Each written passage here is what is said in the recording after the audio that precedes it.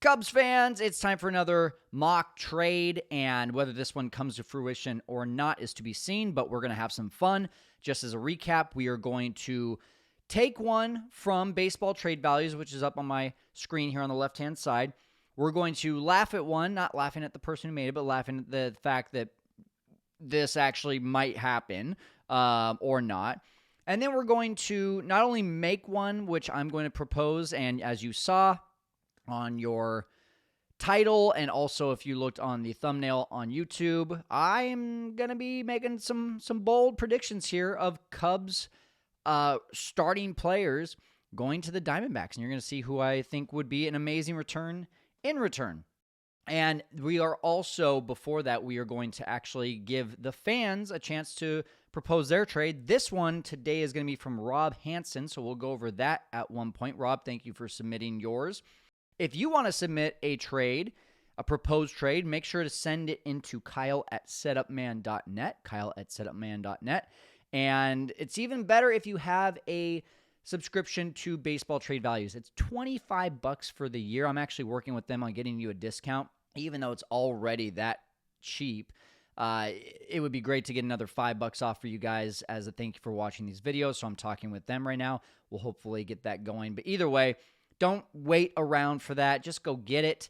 It's a really fun site to use, and it can really help you to understand things like the trade yesterday. Was that a good trade for the Cubs, or was that not a good trade for the Cubs? And you see a few people like Zeke, they posted that trade, and it shows that the Cubs actually gave up more value than they received. Just breaking this thing down, if we click on it, you can see that the AAV, or the AFV, I should say, was 0 for Rosario.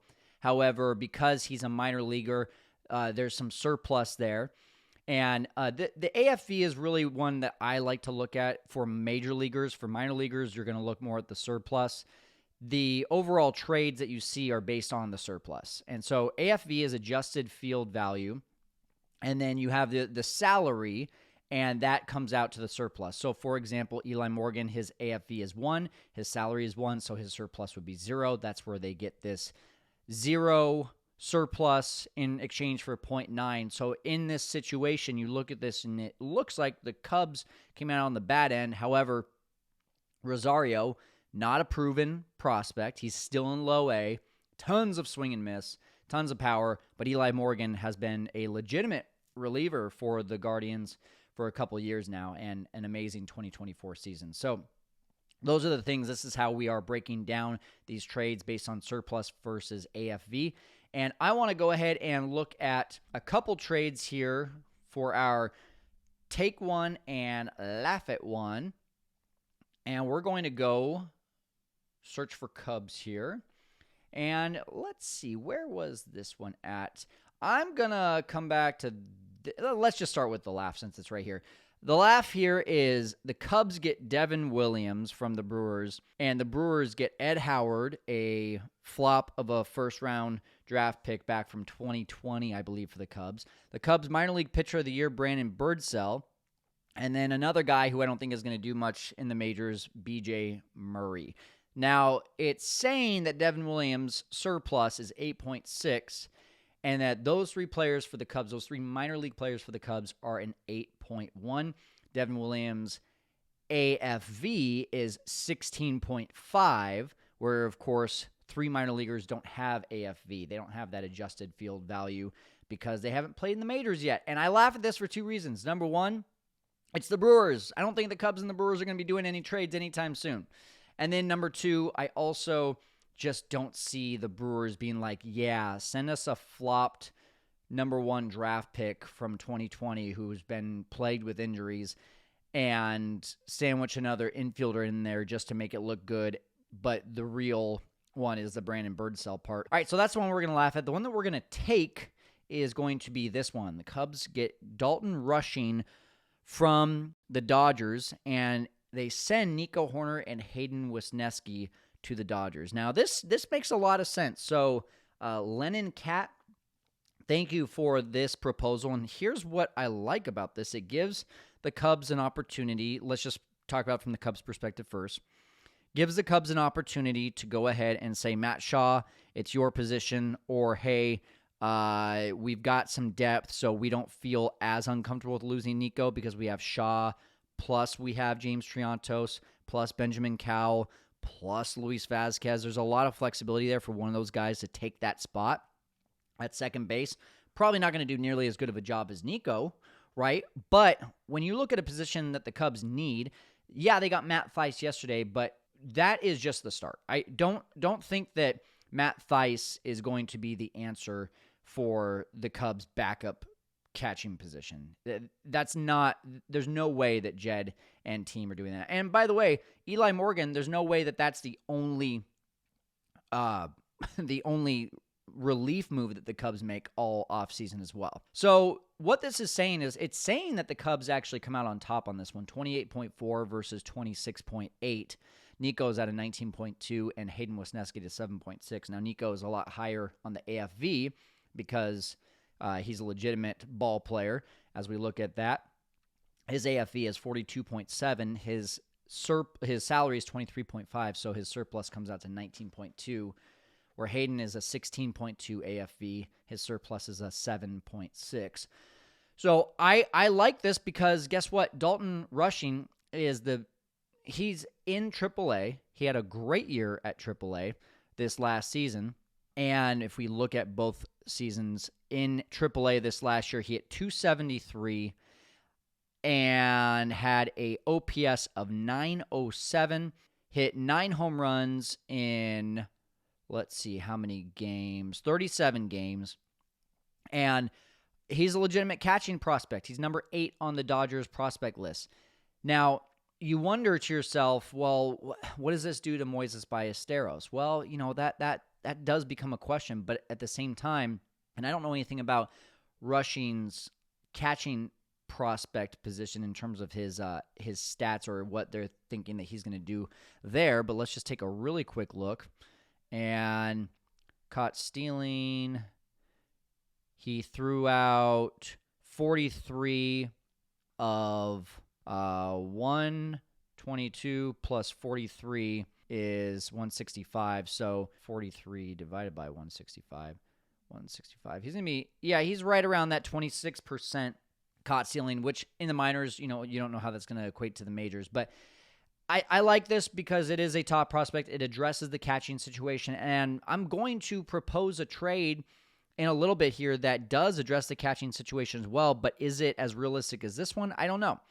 I think, especially with Will Smith being a Dodger, the likelihood of Dalton Rushing coming up and being a number 1 guy anytime soon in the next couple of years, who knows? And I don't even say that the Cubs would make him as the number 1, but it would be a nice backup to Miguel Amaya. Then you still have that depth in Matt Thaiss and Moises Ballesteros. So I like this one. I do.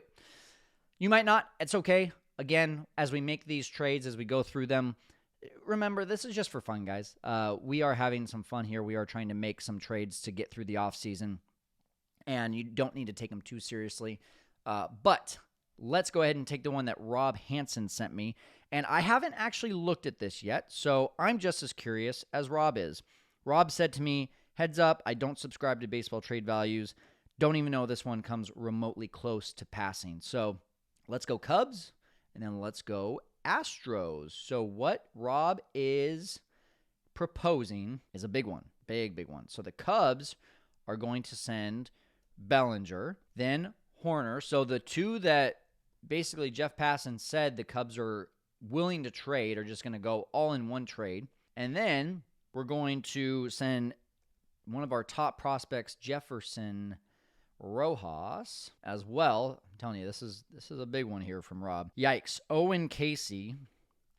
My thought, Rob, is that the Astros are going to look like champs in this trade. That's what my initial thoughts are. Moises Ballesteros. Ooh, this is hurting me the more I put the names in. And Javier Assad. 83.4 is the total surplus, and that includes a negative surplus from Cody Bellinger at negative 8.1. And then add up Nico's 19.7, Rojas, surprisingly the highest, 22.1, Owen Casey, 15.6, Ballesteros, 19.6, Javier Assad, 14.5. The Astros, on the other hand, are going to send us Kyle Tucker. There's our right fielder of the future. He's a 46.1. And then this other guy that I had to look up, his name's Miguel Yolola. I don't know how to pronounce that. But he's a hard-throwing, high strikeout guy in the minors. And yeah, but he doesn't have much. Just a 2 surplus. So, Rob, if you're watching, you can see this doesn't pencil. If you're listening, it's a 32.3 that the Cubs are getting versus the Astros are getting 83.4. So, I saw where you were going with this one, and I just want to make one or two adjustments, just to make this a little bit more realistic. And I think the idea is Owen Casey removed, Moises Ballesteros removed, and Nico Horner is probably not going to be in that because, yeah, he's a good shortstop if you need him as the backup shortstop, but I do think his true value is at second base, and you have Jose Altuve over there at second base, so I'm just going to remove him. And now you've got a more even one. So just Bellinger, Rojas, and Javier Assad straight up to the Astros for Kyle Tucker and Miguel Ulola. And I don't know if this happens like this either, so you might end up just saying, hey, they're building for the future, remove Cody Bellinger from that, and just throw in Jefferson Rojas and Javier Assad, or Jefferson Rojas and maybe James Triantos, or Owen Casey, James Triantos, and Javier Assad, something like that. I think you're on the right track in wanting Kyle Tucker. I think we just need to take a deeper look at what the Astros are needing for the future, since they're probably going to be going through a rebuild at some point in the next couple of years, which is crazy to say, considering the fact they've gotten to the playoffs, 8 years in a row, something like that. All right, now let's make the one that I've been the most excited to share with you guys. The question that I had today was, all right, if Matt Thaiss is just a depth piece, and that's not really going to be the actual catching move that the Cubs make this offseason, I'm crossing my fingers. I'm throwing up that prayer emoji that some people think is a high five emoji. I'm doing all those things right now. I look at the actual options at free agency at the catcher position, and it's not much. Carson Kelly had a 1.8 F4 this last year. And then everyone else is just old, right? Danny Jansen, maybe, but he was only a 0.5 F4, and he's really had a rough last full season and a half, if I remember correctly. So, who do you actually take in free agency? Maybe Carson Kelly. We're looking for either a guy that could come up like a Dalton Rushing and be like the Michael Busch of 2025 and throw a 2.5 WAR up there and be a rookie of the year candidate, or at least in the conversation a little bit, and has that potential, but then you have that depth just in case. You have the Moises Ballesteros with you just in case. But if they don't go that route, then I would like to see a number 1, and then Miguel Amaya immediately becomes the number 2. He goes through any sort of issues. Then you make Moises Ballesteros the next call-up. So here is my proposal, and it's going to be Cubs send, ready for this? This is going to be interesting. I'm really wanting to see what you guys think. Let me know in the comments. Miguel Amaya and Michael Busch to the Diamondbacks. Now, why these two? First of all, from a first base standpoint, the Cubs have a first baseman. They have 2 first basemen on the roster. They have Cody Bellinger at first base if you trade Michael Busch. I don't want to necessarily trade Michael Busch. I think he's, like a lot of Cubs fans are saying, I think he's got 30 home runs plus in that bat in the next year or two. And I think he's also a really good first baseman, which shocked us all. However, the Cubs have a roster problem, right? Where do you fit in a better bat or an upgrade in any sort of way into this lineup? And you would have to make a positional trade. So I'm making one right now to share with you. You move Cody Bellinger over to first base, and then it opens up your opportunity to maybe go get an outfield bat or an outfielder that's going to be, or give Owen Casey that shot, but also have that guy that has the track record. Maybe it's Anthony Santander. I don't know.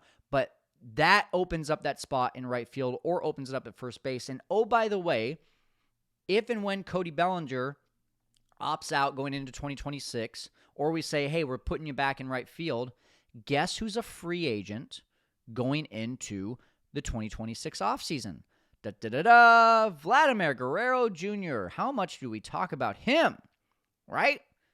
So maybe that's that first big signing, game-changing signing. Maybe the Cubs make it to the playoffs next year in 2025, and Jed and Tom talk about it and say, we need that big star, and they go out and they get Vladimir Guerrero Jr. in 2026. So that's the first base piece. The catcher piece is because the Diamondbacks are going to send us one of the best catchers in the game, in Gabriel Moreno. Now, I don't think that Moreno is on the trade block, just so you know. But we didn't think that Jackson Ferris and Zaire Hope were on the trade block, nor Michael Busch or Yency Almonte were on the trade block last year, and that's exactly the trade that went down. We also didn't think Isaac Paredes and Christopher Morel on the trade block, but that happened. And so what I want to point out here is that, first of all, Gabriel Moreno is a stud. He is only 24 years old. He's about to turn 25. He had a Gold Glove, not this last year, but the year before.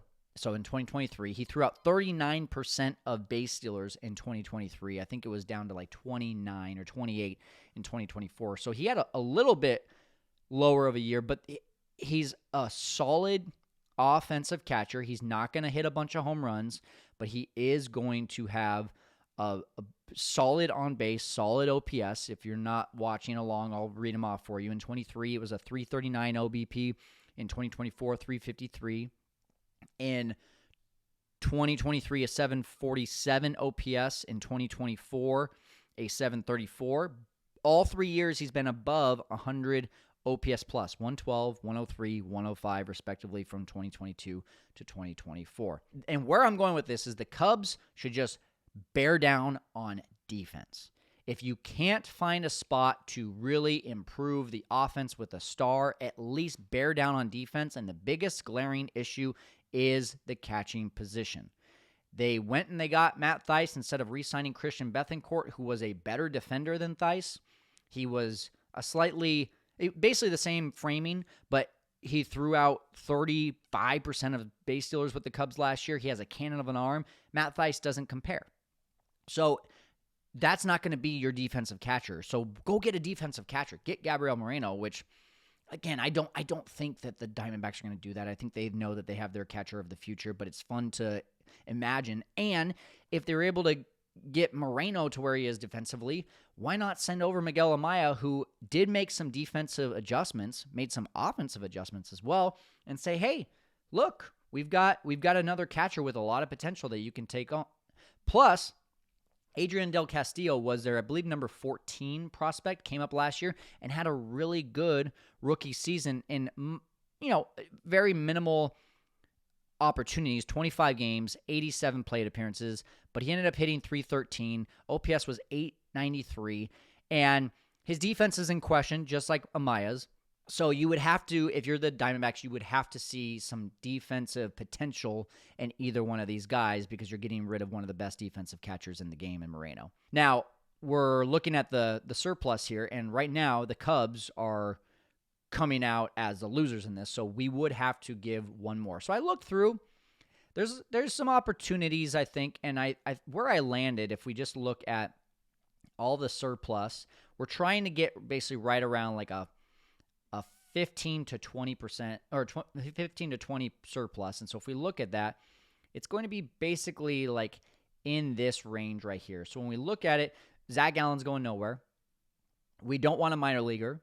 I don't think the Diamondbacks are going to get rid of AJ Puck because he is part of a problem that they had this year, which was their bullpen. Again, Drew Jones is really high up on their list, but he's a minor leaguer. Cubs don't need a minor league outfielder. We're good. So Ryan Nelson, I think when you look at the surplus and what is needed, I believe Ryan Nelson is really your only option.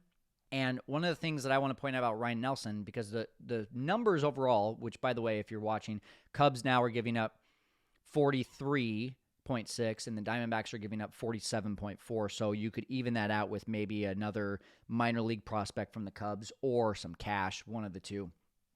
Maybe a Luis Vazquez or something, just to throw an infielder in there. Now we're a little bit more even. When you look at Ryan Nelson, a lot of people are going to be like, well, here's his last 3 years. In his rookie season, it was only 3 games, 147 ERA and 18 and a third. Okay, really small sample size. 2023, not a good year. 29 games, 5.31 ERA, 144 innings. So he ate up some innings in his legitimate rookie season, but not striking out many. 96 strikeouts and only 144 innings. Then in 2024, the strikeout numbers went up a bit. The whip went down. The ERA went down. It looks like he's kind of starting to form himself into a legitimate major leaguer. And he's only 26 years old. At one point, I believe he was the number 6 ranked prospect for the Diamondbacks. And there's some things that when you talk about the Cubs pitching development that you look at and you say, I wonder if they could do something with this guy. The chase rate is just average. Is there a pitch in there that they can develop to get more chase? If you get more chase, your whiff percentage is going to go up, which he's at a league low 18.2% whiff rate. That's in the 4th percentile. His K rate, all of those things potentially go from low to mid to high. The walk percentage is great. 5.4% walk percentage. He doesn't walk a lot of guys. I love seeing that. That's going to go up, go down a little bit. Maybe he becomes in the 80th to 75th percentile because he's trying to get more whiffs. But again, if they can add one pitch that just gets more chase, I think you see all of these numbers aside from the walk rate improve. And taking on a guy who's really in his 3rd complete major league season, this is kind of that mid-tier pitching that I think Jed is looking for this offseason with the potential of it to be better, right? Thinking of the next Jake Arrieta. Is there ever going to be a next Jake Arrieta in our lifetime? Probably not. But Ryan Nelson has got some stuff. Average velocity on the fastball, 95.2. That means he's touching 97, 98 at times. What other starter in the Cubs rotation does that? No one. They need a hard-throwing guy in that rotation because all the other guys, Shota is the main strikeout guy, but, he's 90 to 92 on the fastball and just relies on a lot of chase on the splitter. So getting a hard-throwing guy in the rotation, plus the potential of what he could develop into with Hottovy and Moskos and all those guys, plus with the add-on of Zombro, I think this could be a really good reclamation project, even though he's not really a reclamation project. He had a good 2024 season, but taking him to the next level project. What do you guys think? Let me know in the comments. Again, let's have some fun. You might think this is crazy. Let me know, but let's keep it clean in the comments. Let's have some fun, and let's keep on doing this to get through the 2024-25 offseason.